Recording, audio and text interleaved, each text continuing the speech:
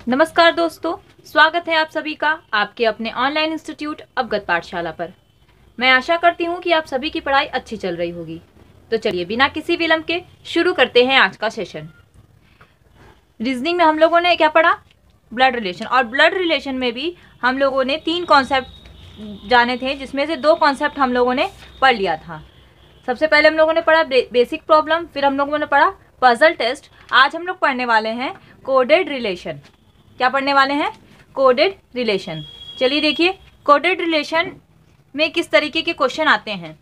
इसमें हम लोगों को देखिए आपके सामने एक क्वेश्चन लिखा हुआ है, आपको क्वेश्चन दिखाई दे रहा है। इसमें लिखा है a प्लस बी का अर्थ है a b की पुत्री है।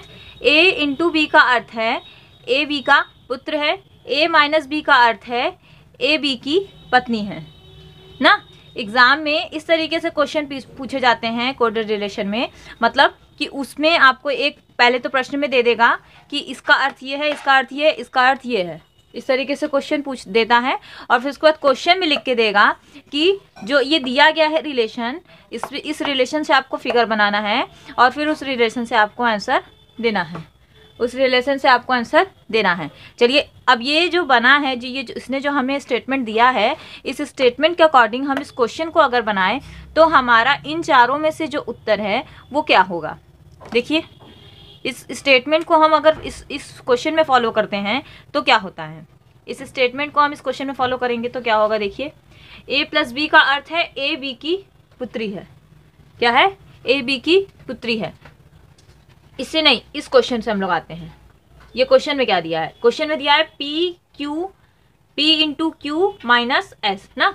p into Q minus S, तो p इंटू क्यू का अर्थ क्या है? यानी कि देखिए इसमें p है, q है, इसमें a प्लस बी, तो इसका मतलब ये कि जो ये साइन दिया है ना, उस साइन को आपको ध्यान देना है।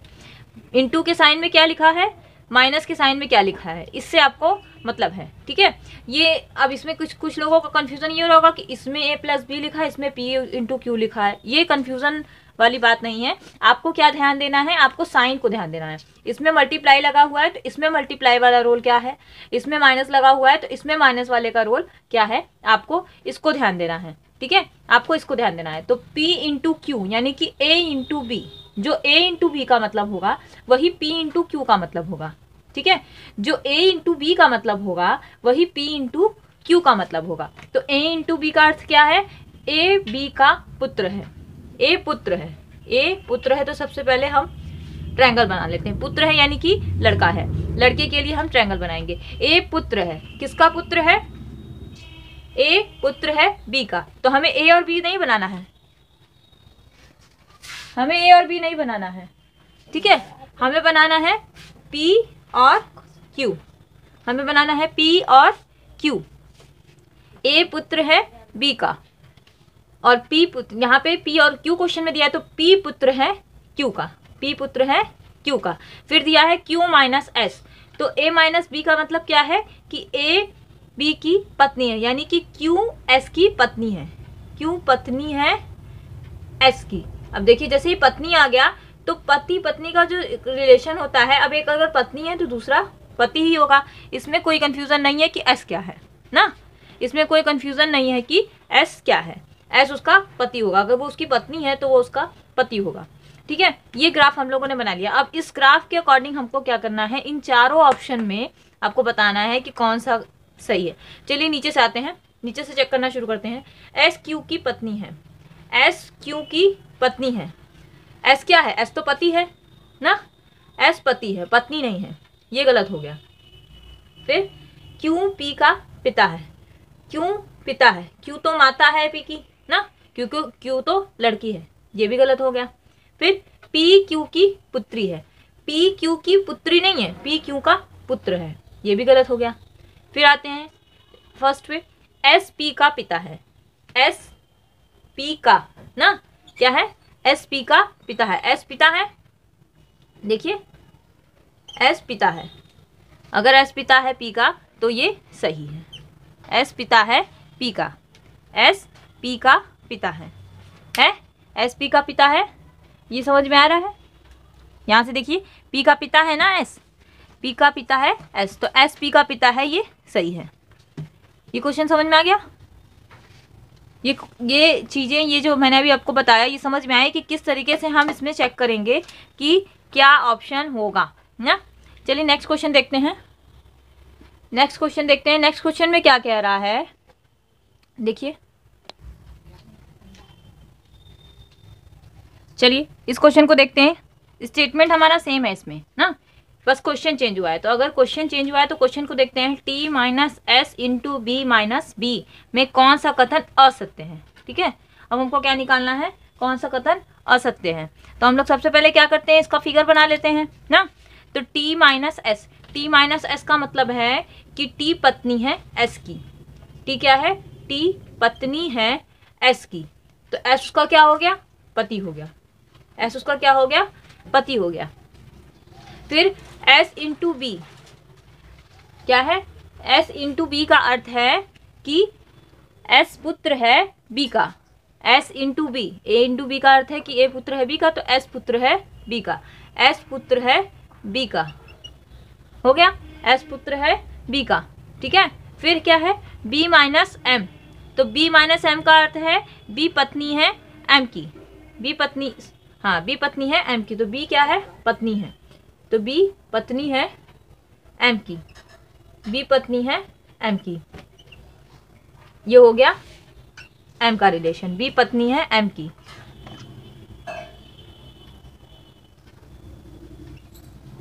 अब देखिए ये फिगर हम लोगों ने बना लिया। अब फिगर ड्रॉ हो गया है, तो अब इसमें से ऑप्शन हमको चेक करना है। ऑप्शन को चेक कर लेते हैं, क्या कह रहा है ऑप्शन। एस बी का पुत्र है, एस बी का पुत्र है, कैसा है, एस पुत्र है बी का। ये सही है। इसमें देखिए हमको असत्य निकालना है, मतलब कि कोई 3 ऑप्शन होंगे जो करेक्ट होंगे, कोई 3 ऑप्शन करेक्ट होंगे और एक ऑप्शन जो होगा वो इनकरेक्ट होगा ना। जो एक ऑप्शन होगा वो असत्य होगा। चलिए देखिए क्या है, एस बी का पुत्र है, एस बी का पुत्र है। तो एस बी का पुत्र है, इसमें दिखाई दे रहा है एस बी का पुत्र है, ये सही है। फिर एस बी की बहन है, एस बी की बहन है, क्या एस बी की बहन है, नहीं दिखाई दे रहा है। चलिए इसको छोड़ देते हैं, आगे चेक करते हैं। बी एस की माँ है, बी एस की माँ है। नेक्स्ट ऑप्शन क्या है, बी एस की माँ है, बी एस की माँ है, बी माँ है एस की माँ है बी ना, ये भी दिखाई दे रहा है, मतलब ये भी सही है। फिर एम बी का पति है, एम पति है बी का, एम पति है, क्योंकि ये ट्रायंगल में बना है, ये सर्कल में बना है, तो ये दोनों पति पत्नी है, ये पति है और ये पत्नी है, यानी कि एम पति है बी का, ये भी सही है। यानी कि जो ऑप्शन असत्य है वो कौन सा है, बी। बी ऑप्शन हमारा करेक्ट नहीं है, बी ऑप्शन हमारा असत्य, जो कि क्वेश्चन में पूछा है कि कौन सा स्टेटमेंट इन चारों में से असत्य है, तो ये जो बी वाला है हमारा, ये असत्य है। ठीक है, इस तरीके का क्वेश्चन अगर आएगा तो अब आप समझ पाएंगे कि क्या आपको करना है। पहले आपको इसके जो ऊपर दिया गया है क्वेश्चन में उसको समझना है, और उसी के आधार पे आपको फिगर बनाना है। उसी के आधार पे आपको ये वाला जो नीचे क्वेश्चन दिया है उस क्वेश्चन के फिगर को ड्रॉ करना है, और फिर आपको ऑप्शन में चेक करना है। फिर आपको ऑप्शन में क्या करना है, चेक करना है। ठीक है, चलिए नेक्स्ट क्वेश्चन देखते हैं। चलिए ये क्वेश्चन देखते हैं। ए प्लस बी का अर्थ है ए बी की माँ है, ए डिवाइड बी का अर्थ है ए बी का भाई है, ए मल्टीप्लाई बी का अर्थ है ए बी का पुत्र है, ए माइनस बी का अर्थ है ए बी की बहन है। तो निम्न में से किसका अर्थ सी डी की बहन है। मतलब अब क्या करना है, अब हमको ये पांचों ऑप्शन को चेक करना पड़ेगा ना। या तो हम ये करें, इन सभी पांचों ऑप्शन के ग्राफ को बनाएं, फिर हम निकालें कि किसमें सी डी की बहन आ रही है, या फिर एक और ट्रिक है। चलिए देखते हैं क्या ट्रिक है। देखिए जब इस तरीके का क्वेश्चन आता है तो आपको सबसे पहले ये देखना है कि पूछ किसका रहा है ना। तो अगर सी डी की बहन है तो सी क्या है, लड़की है, सी क्या है, लड़की है, मतलब कि सी का जो जेंडर है वो क्लियर है कि सी लड़की है। तो इस जो ऑप्शन में है उसमें भी आपका जेंडर क्लियर होना चाहिए। अच्छा एक चीज और ध्यान देने वाली बात है कि क्वेश्चन में जेंडर तभी क्लियर हो सकता है जब वो पहले हो। ठीक है, जब वो पहले हो, मतलब कि अगर लास्ट में दिया है तो हम ये लास्ट वाले के ऑप्शन को क्लियर नहीं कर सकते हैं कि इसमें सी का क्या होगा। जैसे देखिए इस वाले को मैं एक सॉल्व करके आपको बताती हूँ कि मैं बोलना क्या चाहती हूँ।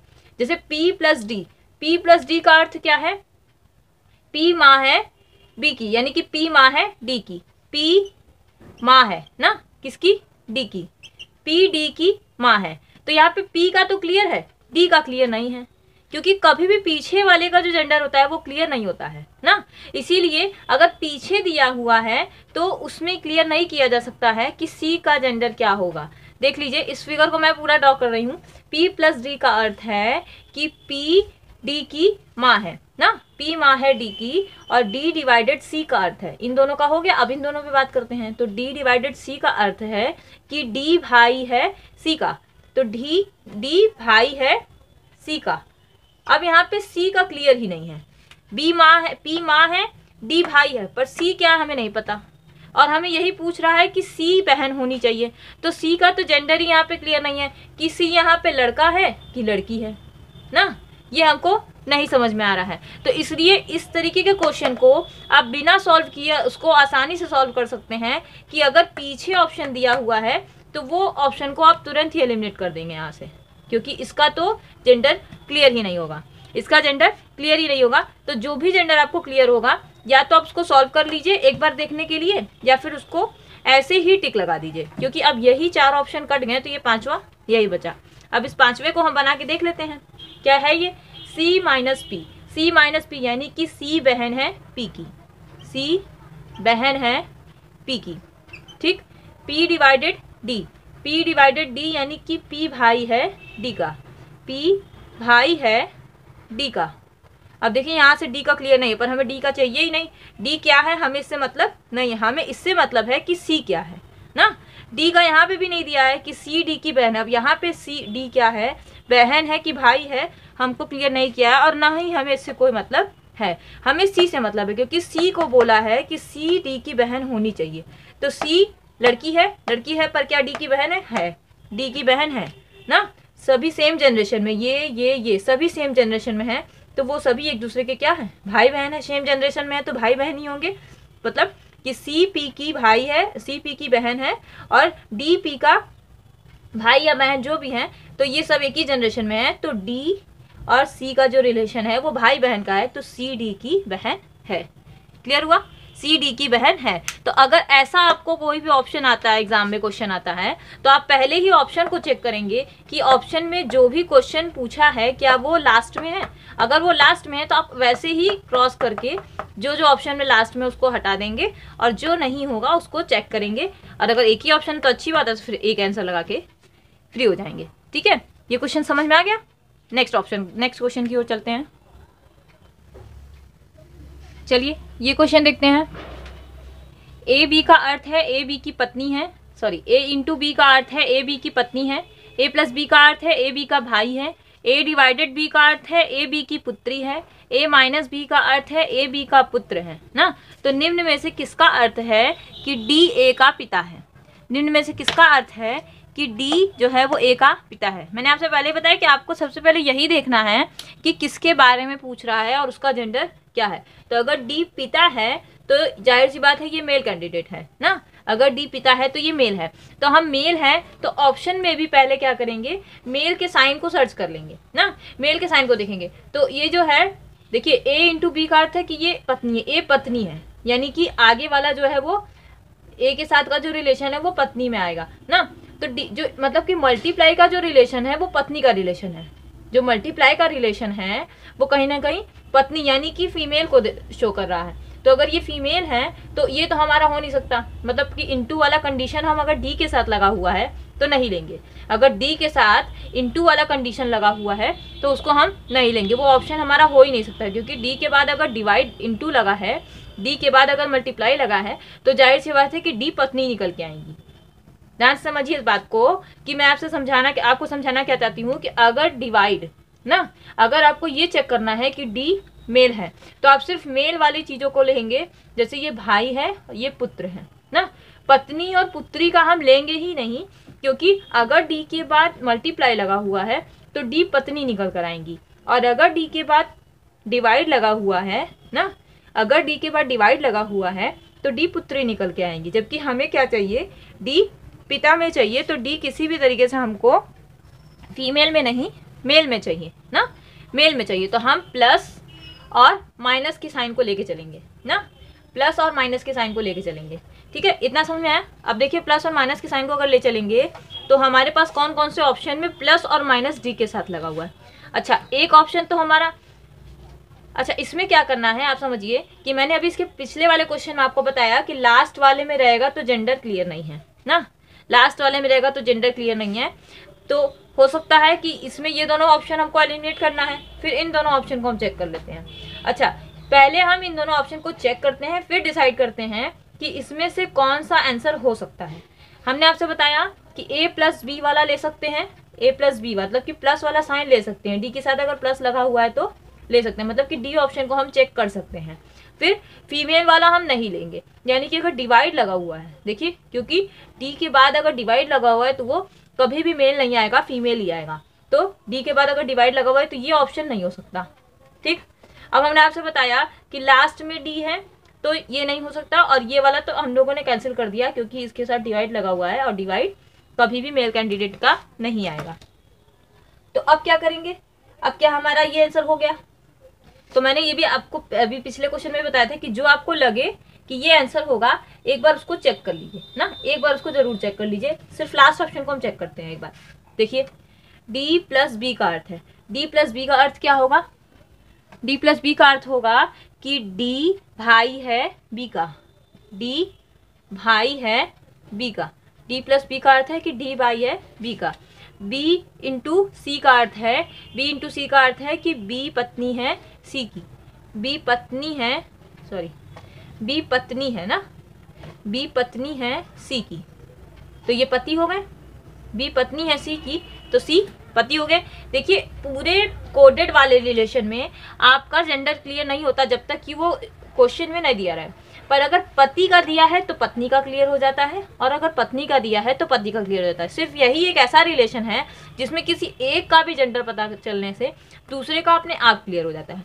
अगर वो पत्नी है तो दूसरा पति होगा, और अगर वो पति है तो दूसरी पत्नी होगी ना। इसका जेंडर आप क्लियर कर सकते हैं बिना क्वेश्चन में दिए, क्वेश्चन में नहीं दिया है तो भी आप क्लियर कर सकते हैं। ठीक है, तो क्या कह रहा था कि डी भाई है बी का, फिर बी पत्नी है, बी पत्नी है सी की, बी पत्नी है सी की, और सी पुत्र है ए का, सी पुत्र है ए का।